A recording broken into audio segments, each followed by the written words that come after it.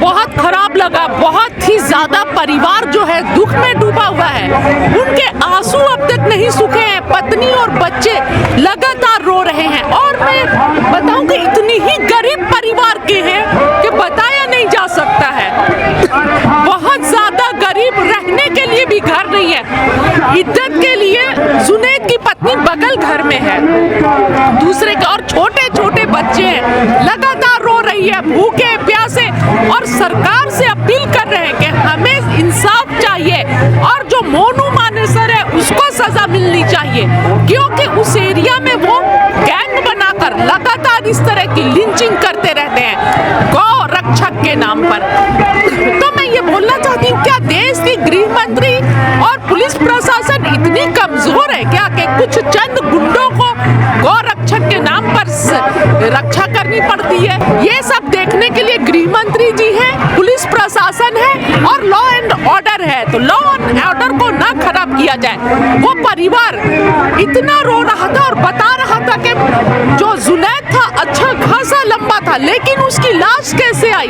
छोटे से बोरा में थोड़ी सी टूटी टूटी हड्डियां और राख। बहुत दुख हुआ सुनकर, ऐसा मैंने नहीं सुना था कभी किसी का। और राजस्थान में तो आपकी सरकार है ना? नहीं, सरकार हमारी होने से क्या हुई? पूरे देश में तो तानाशाही चल रही है। ये क्यों भूल रहे हैं? हरियाणा पुलिस का जिस तरह स्टेटमेंट आता है कि राजस्थान पुलिस आएगी तो मार के भेजेंगे, पैर तोड़ देंगे, ये क्या लोकतंत्र में ये लोकतंत्र का ये शब्द है? ये तो पूरा असंवैधानिक शब्द है। तो सभी को पता है राजस्थान में सरकार हमारी है और अशोक गहलोत जी पूरा ईमानदारी से काम कर रहे हैं, मुआवजा देंगे, नौकरी देंगे और कातिलों को पकड़ने के लिए लगातार स्टेटमेंट आ रहा है। लेकिन पूरे देश में तानाशाह चल रहा है, ये मत भूलिए आप। वो लोग घर से गए थे अपने बड़े भाई की बेटी के रिश्ते के लिए, वो लोग हरियाणा गए थे। ये सारी घटना जो घटी है वो हरियाणा में घटी है।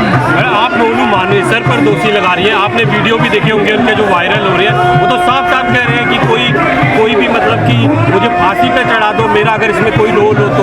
देखिए, कातिल तो खुद को बेगुनाह बोलेगा ना, कातिल तो खुद को बेगुनाह बोलेगा ना। और जो इतने लोग वीडियो दिखा रहे हैं, सभी बोल रहे हैं कि लगातार इस तरह की घटनाएं हो रही हैं और वो लोग प्रोत्साहित कर रहे हैं। तो मैं भारत सरकार से ये अपील करती हूँ कि देश को फूलों का गुलदस्ता रहने दो, प्यार मोहब्बत कायम रहने दो। इस तरह गाय के नाम पर, गाय बचाने के नाम पर लिंचिंग ना की जाए। ये लगातार चल रहा है। भाजपा सरकार जब से आई है तब से गौ रक्षक के नाम पर लिंचिंग चल रही है, और सिर्फ गौ रक्षक के ही नाम पर नहीं, दलितों को भी मारा जा रहा है। तो हरियाणा में जहां घटना घटी है वहां पर सरकार कांग्रेस की नहीं थी, मोनू मानेसर कांग्रेस का नहीं था। हरियाणा में भी हमारे जो लीडर्स हैं, ममन खान जी ने विधानसभा में बहुत अच्छे से धोया है और सवाल किया है, ठीक है। और लगातार गहलोत सरकार भी इंसाफ देने की बात कर रही है, कोई पीछे नहीं हट रहा है। लेकिन यहाँ पर दिक्कत ये है कि लोग सत्ता में बैठे मोदी सरकार से तो सवाल कर नहीं सकते हैं, उंगली उठा नहीं सकते हैं। बेचारे विपक्ष जो है, करेंगे, अच्छे दिनों में जी रहे हैं सभी लोग।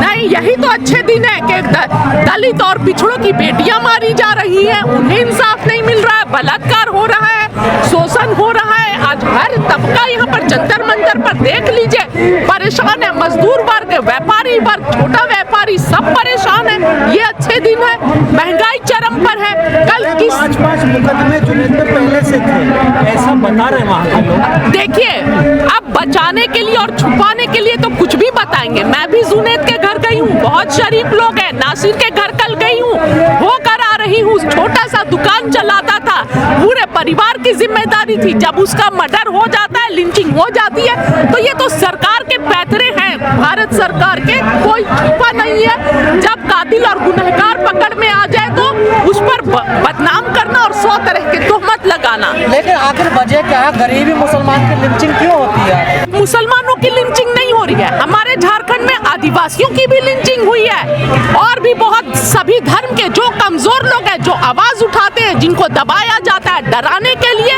और धर्म के नाम पर वोट बटोरने के लिए, ये सब की जाती है। लिंचिंग बड़े मौलाना कोई नहीं आ रहा जुनैद को न्याय दिलाने के लिए, इंसाफ दिलाने। नहीं, जुनैद के बड़े बड़े मौलाना, क्या पूरा देश खड़ा है जुनैद के लिए, इंसाफ के लिए? आपके नेता ने कोई ट्वीट किया, राहुल गांधी ने या प्रियंका गांधी ने? होता है? ट्वीट कुछ किया, नहीं होता। बिल्कुल साथ में है, सभी साथ में है। आइडियोलॉजी कांग्रेस की है कि गरीबों को इंसाफ मिलना चाहिए, और क्या चाहते हैं? बिल्कुल साथ में सब खड़े हैं। अशोक गहलोत खड़े हैं। नहीं, राहुल गांधी को तो आवाज उठाए। आपको नहीं लगता राजस्थान में अपराध कंट्रोल में नहीं है? अशोक गहलोत ने आपका उत्तर प्रदेश के बारे में क्या ख्याल है? राजस्थान में हम चले हैं पूरा पैदल, तारीफ छोड़ के किसी ने शिकायत नहीं किया है। में अगर अपराध होगा तो राजस्थान में भी अपराध होगा। बिल्कुल नहीं होगा, लेकिन हम राजस्थान में भारत जोड़ो यात्रा में पैदल चले हैं और कोई भी पार्टी के लोग हो तारीफ छोड़ के गहलोत सरकार की शिकायत नहीं किए हैं। सभी तारीफ किए हैं, विकास की तारीफ, गहलोत सरकार के काम की तारीफ, तारीफ ही तारीफ।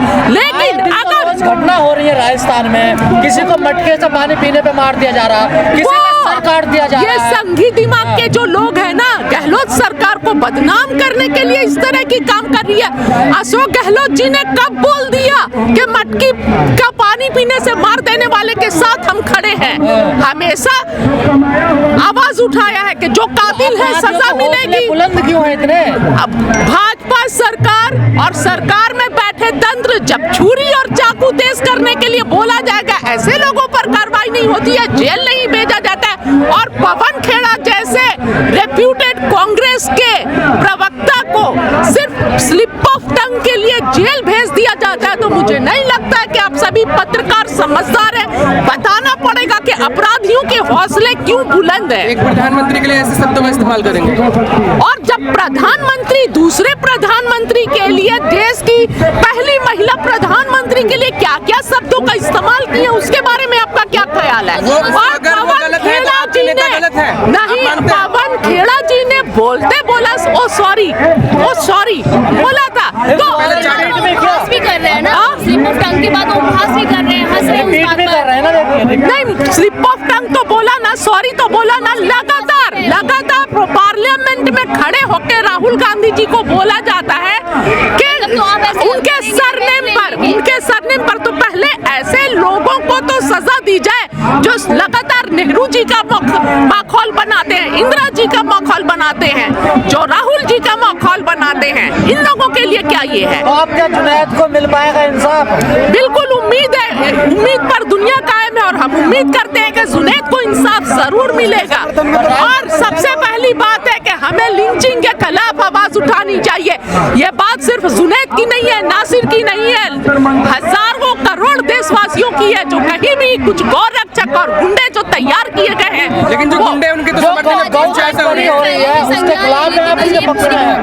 जो गौ तस्करी कर रहे हैं उसका खिलाफ मैं आप भैया विरोध में। देखिए, खिलाफ और विरोध की बात नहीं है। जो सरकार ने कानून बनाए हैं, कानून का फॉलो होगा, लेकिन गौ तस्करी के नाम पर रोकने के लिए पुलिस प्रशासन है, ना कि कुछ गुण। यानी देश में कानून व्यवस्था पर विश्वास नहीं है। क्यों नहीं रोक पाई थी? देखिए भरतपुर से चल के कहाँ पहुँच गया हरियाणा वो लोग। नहीं, आप सिर्फ राजस्थान पुलिस, सारी जिम्मेदारी अगर हमारी सरकार है, कांग्रेस की सरकार है, तो सारी जिम्मेदारी उन्हीं से।